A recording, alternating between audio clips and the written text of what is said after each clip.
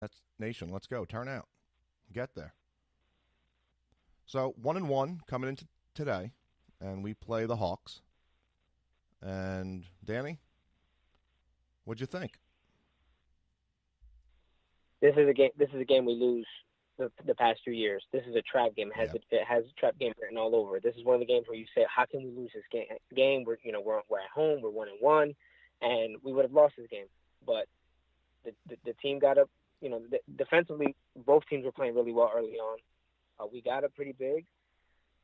We let them back in the game, but I didn't sense any type of quit, any type of feeling that things were unraveling. Everything stayed calm. Alan Crabb is an incredible shooter. As he's displayed, he's played great on both ends. Uh, this is, like I said, this is a game we lose 2 years ago, even last year, and it's showing tremendous growth. Uh, Atkinson has the guys playing great basketball. Um, I'm happy we won, and I think that our schedule now gives us an opportunity to say, you know what, we can probably go on off a little run here, and really get some buzz behind us. Yeah, I definitely agree. And let's stop. And before we talk about the numbers, talk about the injury to their young point guard, Dennis Schroeder. That just looked Yeah, nasty. You can just tell. I mean, that's tough for a team that is already not expected to be very good to begin with. To lose your best player, you feel bad for them. Maybe now it's the realization of whatever pieces we do have. Maybe they start moving them. Maybe not right now, but if he is out a long time and you realize that there is no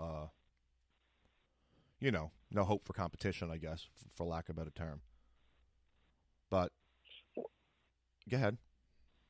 what do you think it is with all these injuries? I mean, a lot of these injuries are nasty, and I've never seen in football a few years ago. It seemed like a lot of guys were getting hurt early on in preseason, and now it seems like we're having like every other game or every other day there's a bad injury.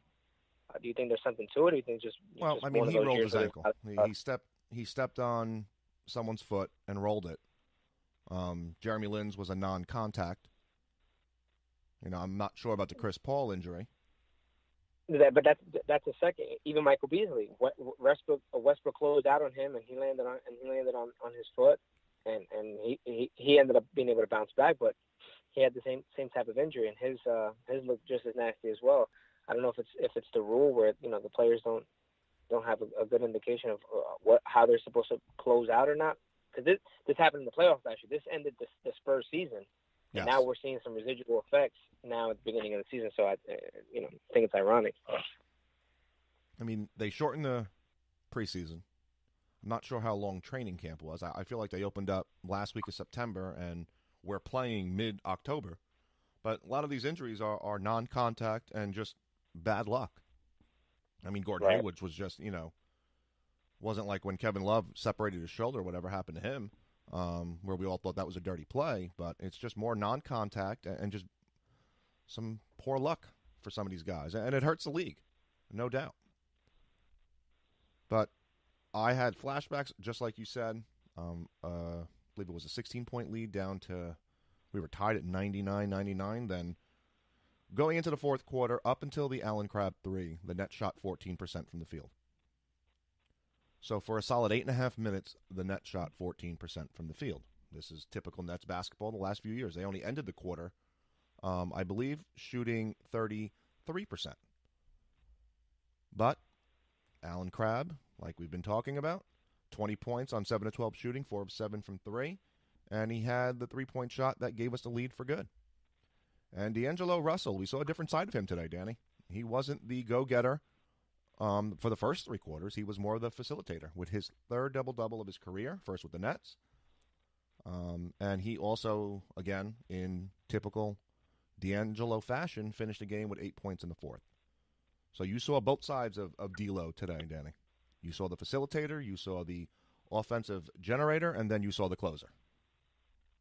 And that's the guy that's going to get all-star recognition. That's the guy that's going to um, become a point guard that goes into that conversation of, is he a top 10, top 5 point guard? Because again, he can get his whenever he wants. He could take a bunch of bad shots, and most of the time, he'll probably finish with high statistics and points, but shoot a back field goal percentage. He got everybody involved. He took a different approach, and when it's fourth quarter time, you get the sense that he wants the ball and he's going to try to make a play. And he reminds me of Vince Carter. He's the only net besides I wasn't in love with Joe Johnson, but Vince Carter had that in him where it was fourth quarter, and if he had 8 points, he can go off for another 10, 15 in the fourth and finish with a good night and help you win. So I'm really excited about having a point guard that in the fourth quarter doesn't shy away from the big shot or doesn't give up the ball. So he balled. Absolutely. And defensively, we held Atlanta to 34%. I mean, that's the lowest field goal percentage a net team has held the opposing team since Detroit on November 29, 2015, when we held them to just under 34%. And believe it or not, this is only the second time since 1986, 1987 that the Nets have actually won multiple home games in October. Wow, that's an ugly stat. Yeah, for real. But going through some of the game notes, I just picked that out. That's crazy. I mean, maybe primarily because the season never started until November, but still. It's nice to have two quick home wins. Carroll with a plus-minus of 19. Trevor Booker, another fantastic game with a plus-minus of 16. The bench really is, to me, one of the highlights. I feel like we have some first quarter woes. We get off to a sloppy start, and then the bench comes in, kind of calms everything down. We go on a spurt, then the starters come in and just pick back up where the bench left off.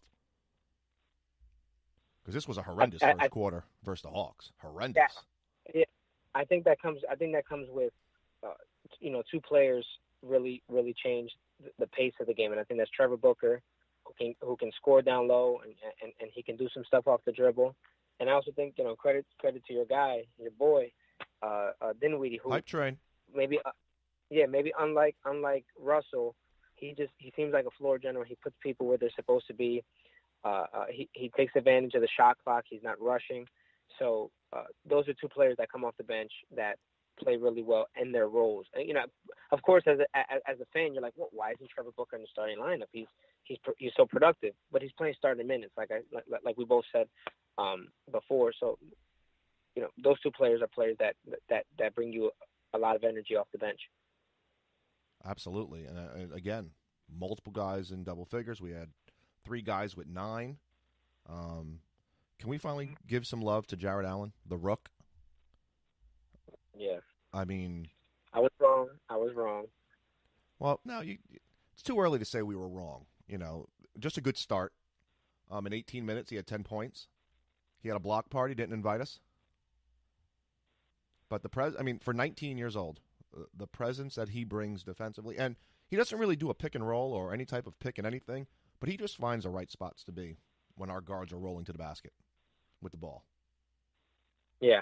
He just finds himself in the right spot, and the dunks are ferocious. Bring it down, big man, as Bill Walton used to say. He'll improve on that pick and roll as he gets a little bit more experience, and hopefully one day he'll develop, somewhat of a little touch, being able to shoot the ball, in that mid range. But the biggest difference between game 1 and game 2 and 3 is what he's able to do to the opposing point guards. Because now when you get past our point guards or our first tier, now you have to change your game plan if you're one of these smaller guards going into the paint, because he jumps. I mean, he can leap. Oh, so now when you bring it in, you can't go up as easy as it was for Pallison and Oladipo. You have to change up. So now you either have to make another pass, which our defense has been doing a good job of moving their feet and causing some turnovers and giving us a chance to have some fast break points. So that's one complexion of his game that's been great to see. Yeah, you hit it spot on. I mean, we have Mozgov for how long? Sorry, but what really compare the two into 3 games? I mean, do you not want Allen in there for the big moments already? And it's just 3 games in, and I know he's going to struggle. Look, I'm not predicting superstardom yet, but just in the areas that we lacked game 1, like you said, he played 14 minutes today and was a force the entire time he was in the game. I love it. Absolutely love it. So, first 3 games in the books, 2-1. Who's your, one guy? I know we've talked about Russell, but let's not go with any of the key. Who's having the biggest surprise for you in terms of just the Nets? I can't go with anyone but Trevor Booker, besides, Russell or even Allen Crabbe. And the reason I say Trevor Booker is because last year, as a Nets fan, you watch these games, and I come from the old, frame of mind of, well, someone's going to, every NBA team now is scoring over 100. Someone's going to score, right? We can't not score 100 points nowadays. So someone's going to get theirs. But now you're seeing him play meaningful minutes, get the ball. He's able to dribble. He goes to the line. He's able to hit his shot. He plays pretty good defense. I don't think we will be where we are, which is very early in the season, without him. He's played exceptionally well. How about you? No, I'm with you.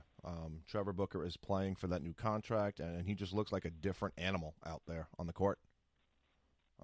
He's I don't know. This is amazing.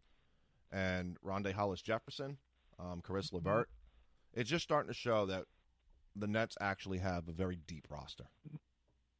And it's the little things that don't come up. The loose balls, how we're chasing after them, the rebounds, the length and the lankiness of a Damari Carroll and Allen Crabbe, Caris LeVert, and how they're just getting their hands in everything. Joe Harris, defensively, denying. Nobody scored on that man. Just watching him, I saw a video online. Nobody gets the ball when he's guarding them. He has some very high defensive stats thus far, according to NBA.com. The deepness of our roster and the flexibility that we have to play different styles and also to score in bunches. We rattled off about 25 points in the third quarter in about 5 minutes. When we get going, who do you guard? Because we move the ball around, in, out, and the good thing is we're attacking the paint. We're not just sitting around the perimeter. Exactly. Everyone who gets the ball is going to the basket. From D'Lo to LeVert to Allen Crabbe. We thought Allen Crabbe, at least I did, thought he was just going to be a catch-and-shoot three-point shooter. He is attacking baseline and going into the paint like nobody's business. Rondae Hollis-Jefferson can now finish at the basket. The pick and roll looks beautiful. I'm pumped. We're deep. We're deep and we're talented and we're young. And we have this team for the next few years. Yeah, I feel like with the depth of our roster, and I'm not going to take it to the extreme of being a legitimate playoff contender, but when I would watch the playoffs and I would see the Warriors down 12, you almost feel like that's a layup. They'll catch up because they can rattle off 18 in a 3-minute span, 4-minute span, and that's how you feel here. Even when they were blowing the 16-point lead, I didn't break a sweat because these guys can just go off whenever they want. And like you said, Allen Crabbe isn't just shooting threes. And a lot of the film that I would watch of him when we first got him, I kind of felt like you said, he's a catch and shoot, which I'm okay with because, that's an element that we haven't had. We have a lot. We come from ISO, slow everything down. So I was okay with that. But the fact that he's such a good three-point shooter, he shoots it at such a high clip. When guys run at him, he's able to pump fake, make a few dribbles, take that mid-range jump shot, or take it to the basket, like you said. And I didn't see that in Portland. I didn't see that in a lot of the film that I watched of him playing for the Trailblazers. So that's something different that he adds, which, again, when he drives, now you have it's essentially a 4-on-5, and you could almost kick it out to the next guy who kicks it out to to the open guy, and that's how your offense really just goes from a one possession shot to 3 or 4 guys getting looks. So he's been great. Absolutely. And fun little stat just came up. Nets become first team in 29 years to score 115-plus points in each of their first 3 games with today's win versus Atlanta.